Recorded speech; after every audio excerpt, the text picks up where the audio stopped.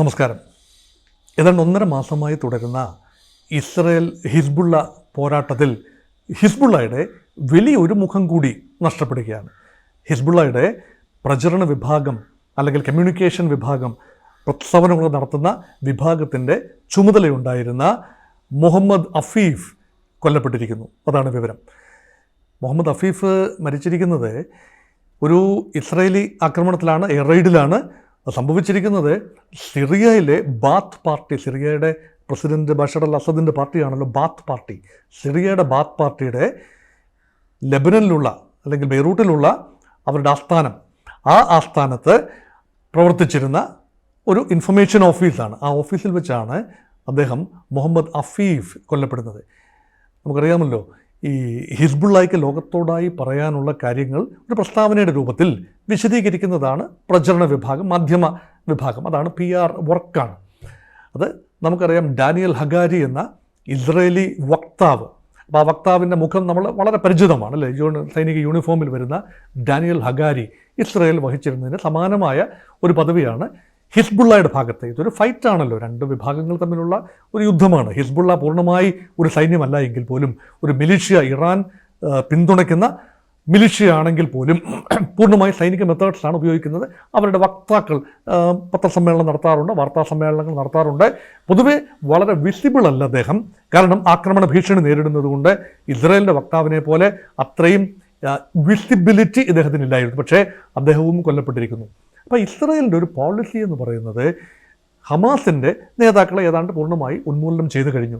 അത് അവശേഷിക്കുന്ന ഏതാനും നേതാക്കളും ഏതാനും മിലിഷ്യ അംഗങ്ങളും ഉണ്ടാകും. അത് പൂർണ്ണമായി കീഴടക്കിയെന്ന് പറയാനാവില്ല. അത് ഗാസയിൽ. എന്നാൽ സ്ഥിതിഗതികൾ അങ്ങനെയല്ല ലെബനനിൽ ഇസ്രായേൽ സൈന്യത്തിന് ശക്തമായ റെസിസ്റ്റൻസ് നേരിടേണ്ടി വരുന്നുണ്ട് ഹിസ്ബുള്ളയുടെ ഭാഗത്ത് നിന്ന്. ഹിസ്ബുള്ളയ്ക്ക് 100,000-ഓളം സൈനികരുണ്ട് എന്നാണ് കണക്ക്. അതിൽ തന്നെ 25,000-ഓളം ഫോഴ്സുകൾ എലീറ്റ് ഫോഴ്സാണ്.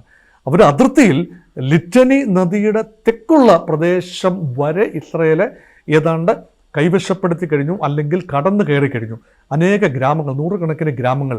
ഈ ലിറ്റനി നദിയാണ് ഏതാനും കിലോമീറ്റർ ലെബനന് തെക്ക് ഭാഗത്തെ, ഇസ്രയേലിൻ്റെ വടക്ക് ഭാഗത്തെ സ്ഥിതി ചെയ്യുന്ന, ലെബനന് കുറുകെ ഒഴുകുന്ന നദിയാണല്ലോ ലിറ്റാനി നദി. ആ നദിയുടെ കരവരെ എത്തി ഒരുപക്ഷെ ഒരു മേഖല സൃഷ്ടിച്ച്, ഒരു നോ വാർ സോൺ അല്ലെങ്കിൽ ബഫർ സോൺ സൃഷ്ടിച്ച് തങ്ങൾക്കെതിരെ വരുന്ന സുരക്ഷാ ഭീഷണിയെ നേരിടാമെന്നാണ് ഇസ്രായേൽ കരുതുന്നത്. പക്ഷേ ഇപ്പോൾ അതൊക്കെ കടന്നു പോയിരിക്കുന്നു. വ്യോമാക്രമണം ലെബനൻ്റെ ഏതാണ്ട് വടക്കൻ ഭാഗത്തേക്ക് എത്തിയിരിക്കുന്നു. ഇനി സൈനിക സന്നാഹം മുൻപ് 80കളിൽ ചെയ്തതുപോലെ സൈനിക സന്നാഹം, ഇസ്രായേലിൻ്റെ സൈനിക സന്നാഹം ലെബനൻ മുഴുവൻ വ്യാപിക്കുമോ എന്ന് മാത്രമാണ് നോക്കേണ്ടത്. പക്ഷേ ഇപ്പോൾ വെടിനിർത്തലിനെ കുറിച്ചുള്ള ചർച്ചകൾ വരുന്നു. ഇപ്പോൾ ലെബനൻ്റെ മണ്ണിൽ നിലയുറപ്പിച്ചിരിക്കുന്ന ഹിസ്ബുള്ളയുടെ ഉന്നത നേതൃത്വം, ഹസൻ നസറുള്ള പോലെയുള്ള നേതൃത്വം, അതിനുശേഷം അധികാരത്തിൽ ചുമതല ഏറ്റെടുത്ത ആൾ ഉൾപ്പെടെ ഈ നേതാക്കളെയെല്ലാം വധിക്കുന്ന ഇസ്രയേലിൻ്റെ ഒരു രീതി. അപ്പോൾ അത് ഒരു പരിധിവരെ ആശയക്കുഴപ്പം ഉണ്ടാക്കുന്നുണ്ട്. ഒരു കമാൻഡ് കൺട്രോൾ കമ്മ്യൂണിക്കേഷൻ മെത്തേഡിൽ ഒരു നേതാവ്, ആ നേതാവ് കൊല്ലപ്പെട്ട് കഴിഞ്ഞാൽ പിന്നീട് കമാൻഡ് സ്ട്രക്ചർ തന്നെ അങ്ങ് ഡിസിൻറ്റഗ്രേറ്റ് ചെയ്തു പോവുകയാണ്.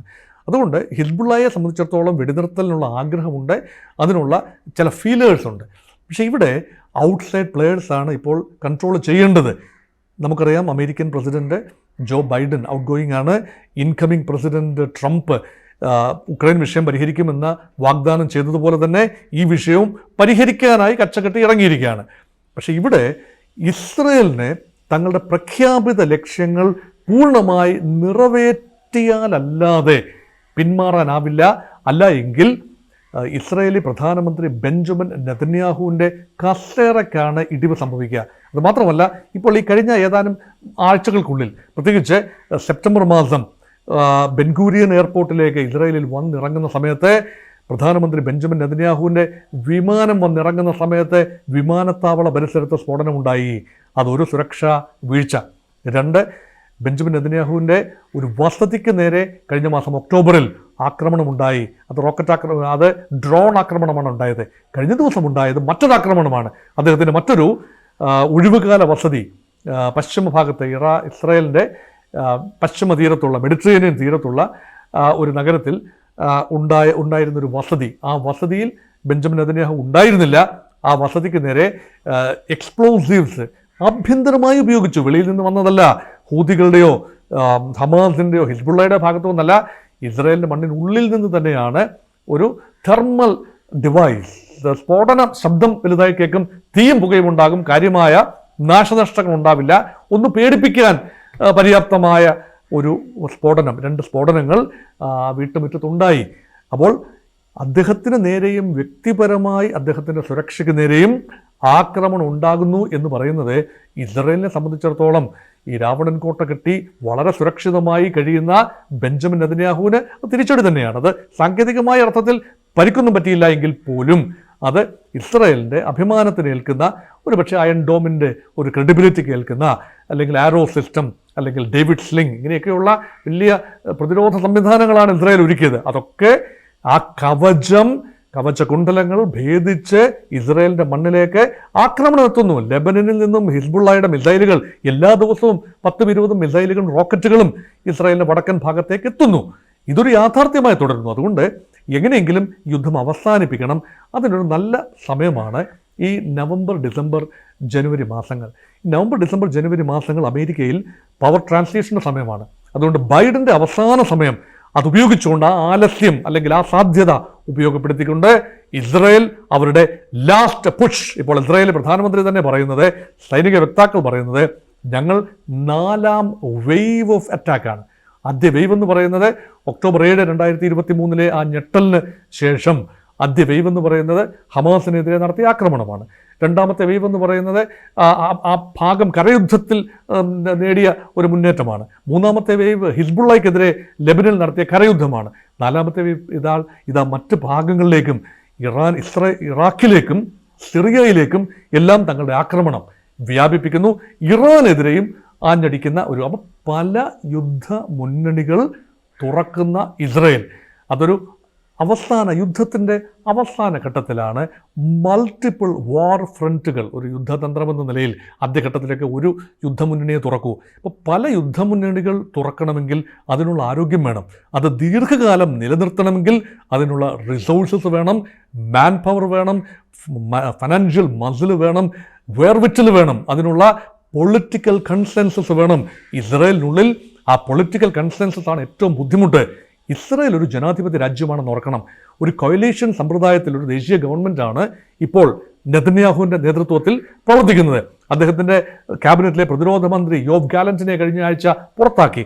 അപ്പോൾ അസ്ഥിരമാണ് ഇസ്രായേലിൻ്റെ രാഷ്ട്രീയ അന്തരീക്ഷം, കുറേയൊക്കെ അസ്ഥിരമാണ്. പക്ഷെ മുന്നോട്ട് പോകണമെങ്കിൽ വിജയങ്ങൾ ഉണ്ടാവണം, അത് ജനങ്ങളോട് പറയാൻ കഴിയണം. പൂർണ്ണ വിജയങ്ങൾ, മുന്നേറ്റമുണ്ടായി, പക്ഷേ പൂർണ്ണ വിജയത്തിലേക്ക് വരാൻ ഇസ്രായേലും കഴിഞ്ഞിട്ടില്ല എന്ന് ഓർക്കണം. അതുകൊണ്ടാണ് ബൈഡൻ്റെ അവസാന കാലം പ്രയോജനപ്പെടുത്തി ട്രംപ് വരുന്നതിന് മുമ്പേ എല്ലാം പറഞ്ഞ് കോംപ്ലിമെൻറ്റ്സ് ആക്കുക എന്ന് മലയാളത്തിൽ പറയുമല്ലോ, പറഞ്ഞ് സെറ്റപ്പ് ആക്കുക, അതിനുവേണ്ടി ഉള്ള ശ്രമമാണ്. അതുകൊണ്ട് ഒരു തലകൂടി വീണിരിക്കുന്നു. ഹിസ്ബുള്ളയുടെ വക്താവ് കാലയവനികയ്ക്കുള്ളിൽ മറഞ്ഞിരിക്കുന്നു. ഇനിയും അനേക ഹിസ്ബുള്ള നേതാക്കളുണ്ട്. ഹിസ്ബുള്ള പൂർണ്ണമായി ഔട്ടായിട്ടില്ല. ഹമാസ് ഏതാണ്ട് പൂർണ്ണമായി അവസാനിച്ചിരിക്കുന്നു. പക്ഷേ ഹിസ്ബുള്ളയുടെ പ്രഹരശേഷി തുടരുന്നു. അതുകൊണ്ട് ഒരു വെടിനിർത്തൽ, ട്രംപ് വരുമ്പോൾ ഒരു വെടിനിർത്തൽ എന്നതാണ് ലോകത്തിൻ്റെ പ്രതീക്ഷ. അത് സാധ്യമാക്കണമെങ്കിൽ ഡി എസ്കലേഷൻ ഉണ്ടായെങ്കിലേ പറ്റൂ. അതുകൊണ്ട് മധ്യപൗരസ്ത്യ പ്രദേശത്തെ സംഘർഷം തുടരുന്ന കാഴ്ച വേദനാജനകം തന്നെയാണ്. 3500 പേര് ലെബനനിൽ കൊല്ലപ്പെട്ട് കഴിഞ്ഞു. 43,857 ലേറ്റസ്റ്റ് ഫിഗർ. അത് ഗസയിലെ. ഇത് നരനായാട്ടാണ് പോപ്പ് ഇപ്പോൾ പറഞ്ഞിരിക്കുന്നത്. മാർപ്പാപ്പായുടെ ഭാഗത്തു നിന്ന് വന്ന ഒരു പ്രസ്താവനയും വളരെ സജീവമാണ്. ഇതൊരു എത്നിക് ക്ലെൻസിങ്, വംശീയമായ തുടച്ചു നീൽക്കലാണോ ഇപ്പോൾ സംഭവിക്കുന്നത്? അത് ലോകം പരിശോധിക്കണം. ലോക നേതാക്കൾ ഒട്ടകപ്പക്ഷി തല മണ്ണിൽ പൂഴ്ത്തി വയ്ക്കുന്നത് പോലെ ഇരിക്കരുത്, ഉണർന്ന് പ്രതികരിക്കണം എന്ന രീതിയിൽ ക്രൈസ്തവ സഭയുടെ അല്ലെങ്കിൽ കത്തോലിക്ക സഭയുടെ പരമാധ്യക്ഷൻ പോപ്പ് ഫ്രാൻസിസ് മാർപ്പാപ്പ, അദ്ദേഹത്തിൻ്റെ ഭാഗത്തു നിന്ന് വന്ന ഒരു പ്രസ്താവന ഉൾപ്പെടെ ലോകം ശ്രദ്ധിക്കുമെന്നാണ് കരുതുന്നത്.